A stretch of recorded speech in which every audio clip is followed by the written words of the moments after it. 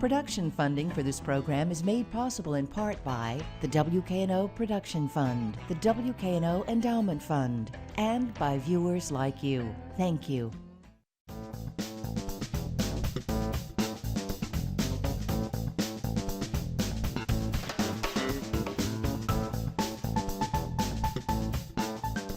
We call it the American dream, but something that makes our nation great is the freedom to think big, work hard, and achieve success, regardless of social class or circumstances of birth.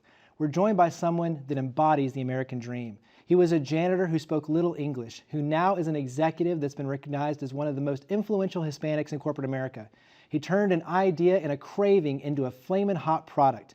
Today, he leads multicultural sales and community activation for Pepsi North America and is their top Latino executive. His book is titled A Boy, a Burrito, and a Cookie, and it is now time to hear the flamin' hot story from the man himself, Richard Montañez. Greatly appreciate you being here, Richard. And let's start with something to me that you have earned your PhD, but you've done it a different way. It's poor, hungry, and determined. And I love that analogy that you use in terms of using your history, your experience as educating and where you are today. So let's start with the poor, hungry, and determined. Give us a little bit of your background, your story. Well, first of all, it's a pleasure to be here. I love Memphis. I think I was here a couple years ago, and it was my first time visiting. I fell in love with the area.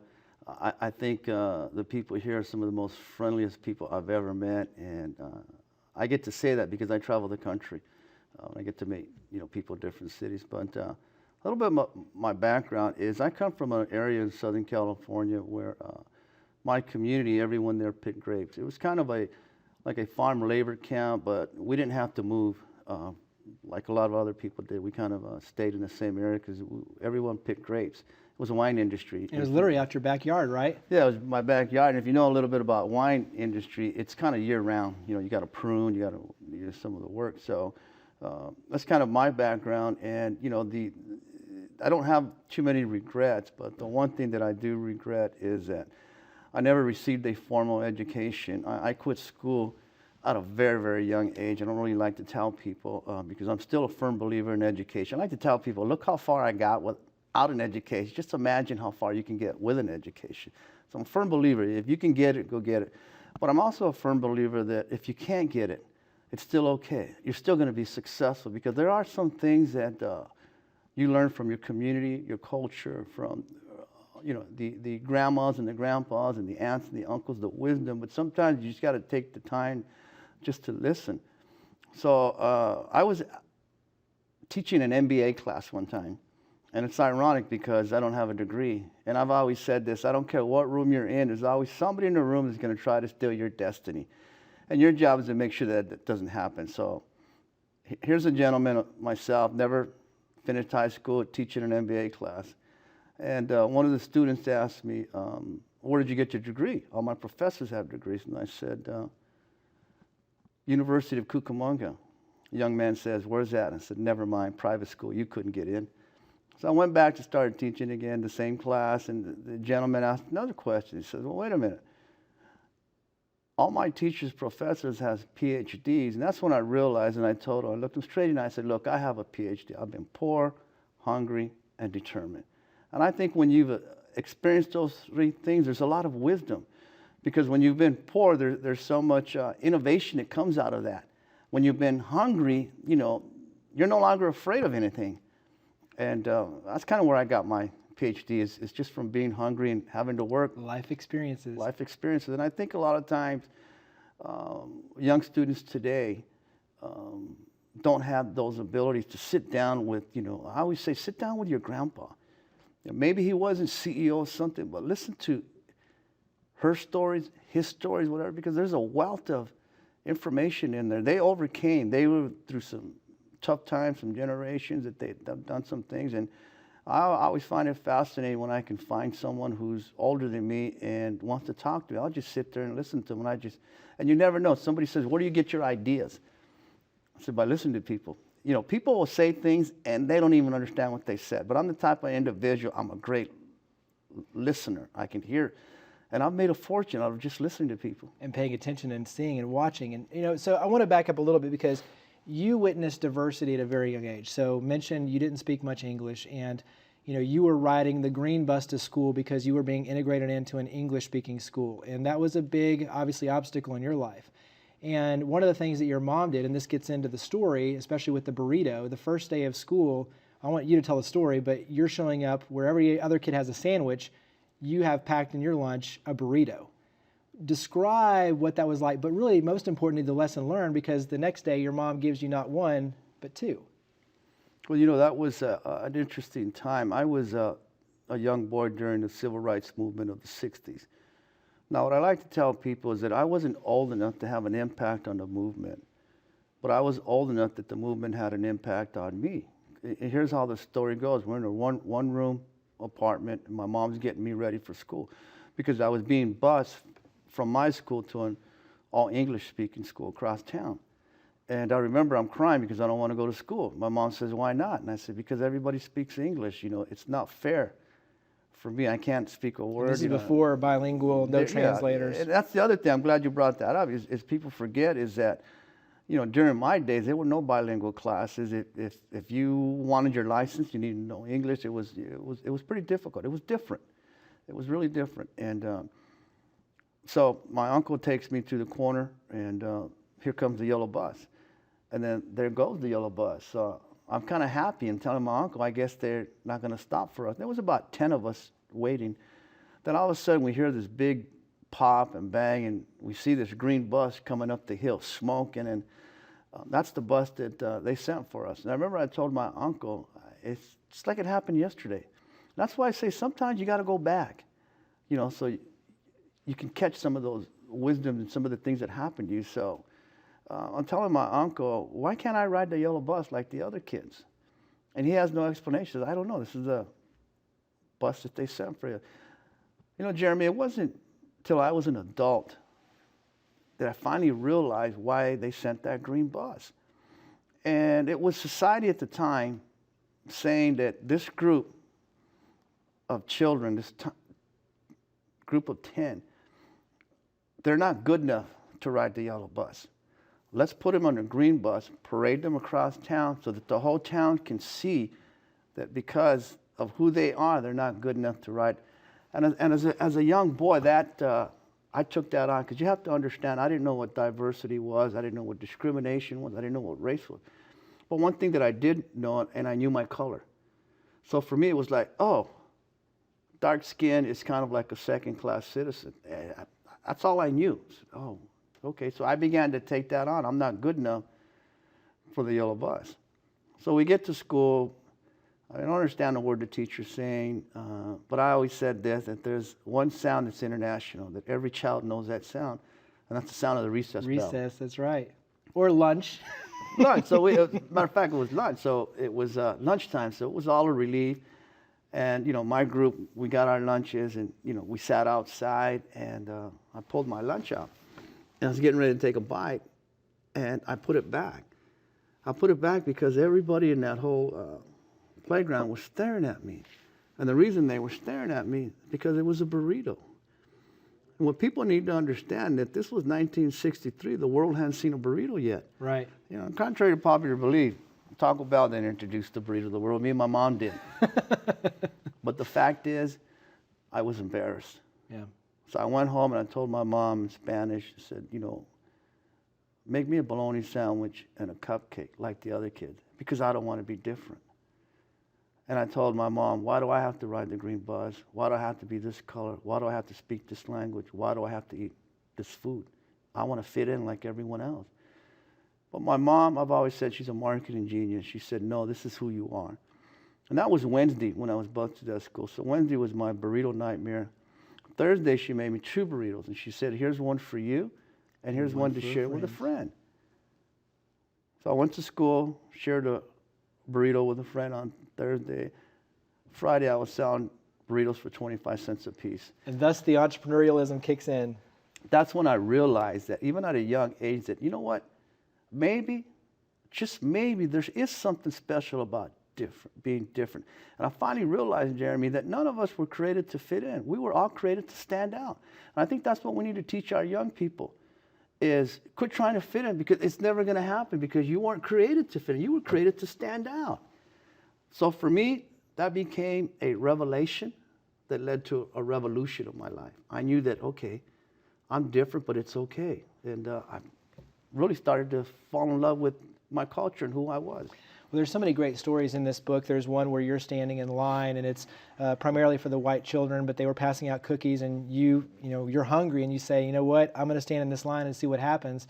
And amazingly, the women that are passing out the cookies treat you no different than anybody else, and they give you the cookies. And when you fast forward, that starts teaching you those lessons of overcoming fear and using your God-given talent to be different, but also, too, your work ethic. And one of the things that stands out to me is you took great pride in being the janitor, and that was a big accomplishment for you and your family, is getting the janitorial job at Frito-Lay, which ultimately kind of became the catalyst to everything we're going to talk about. But give us an idea, when you talk about just work ethic and taking pride in the little things, why that was so important to you?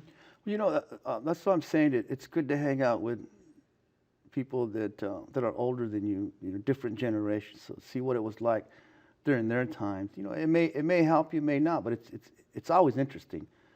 So, my mentors were my dad and my grandfather. Now, they didn't mentor me in, academics or how to write a check. They had no bank accounts. But they mentored me in how to work hard, how to be the first one, never to be on time, to be early. I'd never been late. I have this thing, I'd rather be, an hour early than 5 minutes late. Well, I gained that from them, but I didn't realize also another thing that would separate me. Because when I was first hired as a janitor, I remember I went and told my grandfather and my dad at the same time, and both of them said, when you mop that floor, you make sure that it shines, that people will know that a Montañez mopped it. Then my dad said, you listen to your grandfather. When you mop that floor, let people know that a Montañez. So I took that on. I really believed that, in my heart, I was going to be the best janitor that Frito-Lay ever had. I took out the trash, I mopped the floors, but I saw that I had an influence as a janitor. People were smiling because they'd walk into the break room and it smelled fresh. So I'm like, well, I can make people smile just by working hard. And I remember, because there's always the doubters, and I like to tell young people, stay away from the haters, And people said, well, what do you do? I said, I'm the janitor. Oh, you're just a janitor? And I said, you know what? There's no such thing as just a janitor. There's no such thing as just a waiter. There's no such thing as just. When you believe in your heart that you're going to be the best, and I believed in my heart, and people were taking that, and that floor shined, But that also, too, led to opportunities, because people started realizing, wait a second, that guy is good at what he does. He takes notice. He takes care. The floors were shining. But what happened is you started paying attention to other things. And so when there were inventory problems, when there was food that they thought, hey, wait a second, this might be too much waste, who did they ask for advice? You. Yes. And I've said this before. There's so many statements out there that are incorrect. And one of them is I'd like to correct. And the statement is that you get promoted by who you know. And that's not true. You get promoted by who knows you. Right. Who knows of you, who knows your work ethic, who knows that they can trust you.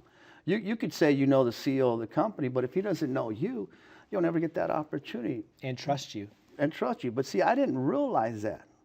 I was just being me. I was just happy. I just wanted, everything that I could get out of life in my area. So when the time did come when they were having problems, I started to learn my whole industry, whether it was my job or not. I would hang out with the guy that ran the machines. I would hang out with the guy that cooked the product, and I'd say, teach me this. And I was just having fun. And for me, if you come from, going back to the thing you said about the cookies, and I think, let me share that story, because I think it'll help everyone to understand exactly, why I wasn't afraid. A lot of it was being naive. A lot of it was not knowing the play rules. If you don't know you just play the way you think you can. But, every Tuesday they had after-school reading programs. And one was here for the Latino kids and one for the non-Latino. So I would get in every Tuesday in the line that I was told to get in. And one day I broke ranks. And I got in the white line, and you should have seen my own line. Intentionally or unintentionally, they were saying, Ricardo, estás loco. Richard, you're crazy. You're in the wrong line. What are you doing? This is our line.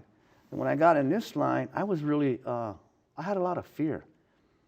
Because all the white kids turned around and was like, hey, you know, they were saying what they were taught. Their line's over there. Nothing me, just like, hey, you know, you're in the wrong line. Kind of, you know how kids do it. Right. And then I thought, well, you know what? I wonder if I can pass for being white. There was two beautiful ladies up there in the trailers. I remember blonde, blue eyes, and I kept thinking, are they going to notice that I'm not white? And really, I had a fear that was unbelievable. But I had something inside of me that was greater than that fear. And when my friends were saying, what are you doing? I just looked at them and I whispered in a loud way, said, they have cookies inside. I'm going to get us some cookies. And the truth is, why did I get in that line? Because sometimes you got to break ranks. You got to get out of that line you were told to get in. Because I was hungry. And I knew that's all. I just wanted a cookie. I was hungry.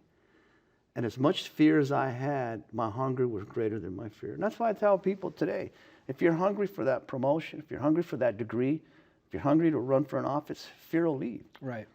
And when I got up there, guess what those two ladies did? They filled my pockets with cookies. Now, there's two morals of that story. One is hunger is the antidote to fear. If you're hungry, you'll never fear again. The other part of that story is that everyone needs to and I mean everyone needs to understand that there's a cookie that's been baked just for you. Your job is to get out of that line that you were told to get into and get into the cookie line. For many of us, it means to get out of the uneducated line into the educated, the poverty line into the prosperity line. And that's why I tell people, that's why my success has been beyond my wildest dreams. I really didn't know any better. All I had was, I'm hungry. You know? And you are not afraid to go ahead and take advantage of an opportunity. And that leads us to me where this is the Flamin' Hot part, but the Flamin' Hot Cheetos. And so to me, it's kind of funny, but you know, CEOs typically put out the edict, we want everyone to be an owner in this company and take control and every idea matters. And that's what happened. The CEO put out a video and said, we want everyone to take ownership. And you saw that as an opportunity and said, you know what, here's a chance for me to have an idea and to share it. And so share the story, because when you look at the Flamin' Hot Cheetos, it comes from you noticing, so back to being a listener, being a noticer, but noticing that there were corn vendors that were putting spices on the corn. Well, I'm glad that you mentioned, you know, that my CEO at the time had sent out a video. That was the communication during the time, the technology, sent a video. He told everyone there across the country, actually across the world, 300,000 plus employees at the time. We want all of you to act like owners. And you got to understand, that was such a bold statement because that was during when corporate America was a command and control. Corporate America had not yet heard the word empowerment, let alone individuals. So he was basically saying, I empower you to act like an owner. Here's another thought for me was, wow, is he telling the truth? He's inviting the janitor to act like an owner? And so many people it just went, I said, didn't you hear what he just said? He said we could all act like owners. So I went into action. I started, you know, researching my company, and then I asked the salesman if I could go with him on a weekend. I said, I'll load your truck up. So I went to the stores with him, and I loaded the Frito-Lay products and just had a great, learning the business, whatever I could. And I always say, you know, all you need is, as I said it earlier, all you need is one revelation. One revelation will lead to a revolution in your life. And what is a revelation? It's simply this. It's something that was there all along. It's just been unveiled to you. It's like this water's been here for an hour, but if it was hiding, then I unveiled it to you. You didn't know it was there, but it's been there all the time. So you just need that one revelation. And I was looking, and this was many, many years ago, and I saw it. And here's what I saw. I saw no products that were catering to Latinos or to the person who loves spices. It was all pretty much, you know, salt and maybe barbecue flavored. No one was selling, you know, spicy flavored or anything hot. So I'm like, that was it. And I even looked at the salesman next to me, and I'm thinking, like, don't you see what I see? You're here every day. I'm connecting these dots. Come on now. So he took me home, and I remember I went home, and I sat on our porch, and we have the old-fashioned of steps, concrete. So I'm sitting there, and in my neighborhood, and a lot of Latino neighborhoods like mine that I grew up in, we have something that is called the elote man. It's a vendor. It's called the corn man, and he sells corn on a stick, and he puts mayonnaise, butter, cheese, however you want it, lime, chili. And remember, I whistled and I said, "Let me have two." One for my son here, and I said, "Yeah, with everything, of course." So I'm eating and I'm thinking, what could I do? What could I create? And then I looked at that, and it looked just like a Cheeto. And it's just like that, Jeremy. I thought, There it is. what if I put chili on a Cheeto? So I went to work, I actually made up my own seasoning, all that, and put it on an unseasoned Cheeto. My wife took some to work, I took some to work, and everybody fell in love with it. And, next thing you know, I called the CEO, but... And that's the funny thing is, so you call the CEO as the janitor, and the secretary at the time is like, "So what division do you run?" And you're like, "No, I'm the janitor." Yeah, but this, she forwarded you to the CEO. The CEO picked up the phone himself and said, "Hey, I'll be there in two weeks," right?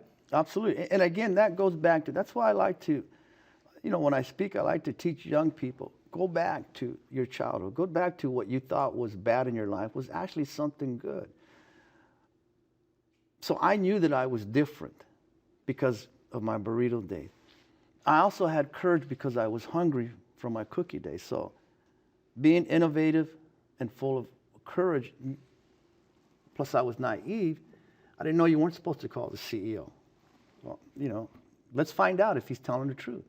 So I call up, and his executive assistant was just that. She was an executive assistant because she saw it right away, and she started saying, "What division do you run?" Because he's a CEO. Only another president or vice president would call him. And I said, "No, I work in California." Like, the general manager of California? "No, I work at the Rancho Cucamonga plant." She's like, "You're the plant director?" I said, "No." She goes, "What are you?" "I'm the janitor." So hang on. CEO gets on. 10 minutes later, he says, "I'll be there in 2 weeks." And hung up the phone. And like I've always said, there's always somebody in the room that'll try to steal your, well, here comes the plant. See, I really didn't know what I'd done. Here comes the plant manager. Because you had broken protocol by calling the CEO. Yeah, and I still don't know. I can't even spell protocol, let alone understand what it is. So here he comes, and he's so upset. And I don't understand what he's upset. He just said, "Do you realize what you've done? The CEO, he's coming, and he's bringing everybody with him to hear you." He goes, "You do the presentation." I've never done a presentation. I wouldn't even know where to start. But I remember, I'm married to a brilliant woman. I've always said that, when you're in trouble, go to the wife, go to the mom, go to the grandma. A woman has the answer. And she helped you basically put together the marketing plan and everything else. And when you look at it, you've completely revolutionized the snack industry. Flamin' Hot Cheetos, if you ask anyone, especially with kids, Flamin' Hot Cheetos is the go-to snack. And so you've completely revolutionized that. The one thing I do want to touch on, just because we're running short of time, is you never forgot where you came from. And so you yourself now providing scholarships, education, food drives, clothing drives, all for your hometown and your area. And so give us one kind of little teaser. One Light is the nonprofit that you and your family run, and it's all focused on giving back. Give us one proud moment when you look at the, where you are today because of not only your story, but Flamin' Hot Cheetos and everything you're accomplishing. Give us one success story that makes you proud when you look at the philanthropic side of what you're doing. Well, when we have an event, again, what makes me proud is that it's my 3 sons, 5 grandkids, my wife, 2 daughter-in-laws, and a handful of friends. And 5,000 people show up at my events. We feed everybody lunch. We have a big stage, we have a sound system, we have a warehouse full of toys. We give every family a box of groceries. And what I'm proud about is that, because again, I know what it is to be hungry. The box of groceries is enough groceries to feed a family of 4 for a week. So when you open my groceries, there's not going to be a can that has no label on it. I've said this, if it's not good enough for my kids, then I'm not going to give it to those kids. It's got to be just as, if sometimes even better. So when we're on stage and my grandkids, that's our legacy, is I know when I look in the mirror that my success is for a reason. And that reason, with success comes a responsibility. And that responsibility is to your fellow man. And how, you know, I tell people, other people who've been financially successful, how big does your house have to be before you give back? Right. So my proudest moment is when people say, you know, for Christmas we give away 2,000 unwrapped toys. Every kid that comes get a brand new pair of shoes.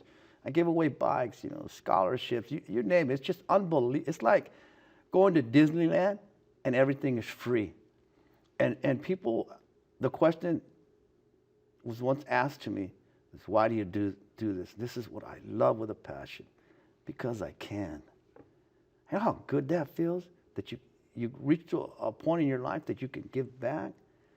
But again, I think other executives, other people who have been very, very fortunate need to understand it. And I think a lot of them are coming around. They realize when they look at their bank account, there's a reason there's that much in there. Is, you know, part of it is to give it away. That's right. And that's, to me, why I love you so much, is not only everything you've accomplished with your legacy on the business front, but most importantly on the philanthropic front. So make sure, everyone, the book is A Boy, a Burrito, and a Cookie. Pick up the book, share Richard's story. Greatly appreciate you coming on the show and sharing your amazing story. Thank you, Jeremy. Always a pleasure to be with you. Good job, Richard.